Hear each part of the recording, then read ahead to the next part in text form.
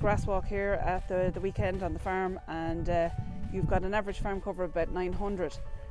What are your plans for autumn grass this year with having that cover on the farm? I'd say, Sandra, that'll probably be the maximum farm cover we'll have, I'd say, this year. Our demand is set in around 50 now at the moment. We have over 10 hectares out for third cut silage, which we're going to cut this week, which will be in around the 10th, 11th September. So once that comes back in, we'll drop the demand back down closer to kind of low 40s. But for the time being, if we get a growth of in around mid 40s, we'll be okay. It'll more or less kind of hold our farm cover in around the 750.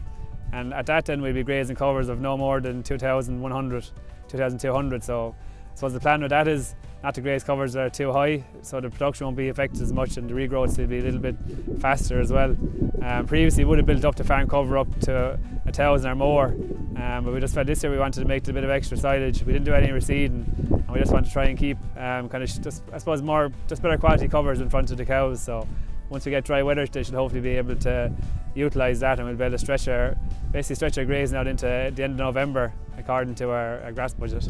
The autumn budget actually and the spring budget are two budgets I do every year. Like, the rotation planner for us isn't as important because we usually find we actually have trouble getting through all the grass. We have access to all the fields on the farm, but I think it's important that we know how much grass we actually have on the farm, so we know that we are able to, I suppose, stretch it out into November.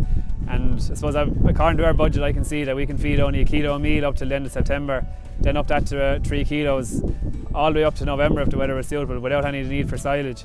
So it just gives a good indication, I suppose, of the grass we have, the requirement for silage as well, especially if we thought we were going to be tight for silage. We can see, do we need to dry off cows earlier? Do we need to cull the empty cows earlier? Can we take out as much silage as we want? So it just gives a bit more reassurance that we can take out that 10 hectares and we'll still have enough to keep the grass and the cows' diet all the way up into the end of November if the weather is good. So it just takes the guesswork out, and I suppose make sure that we'll have plenty of good quality grass in front of the cows.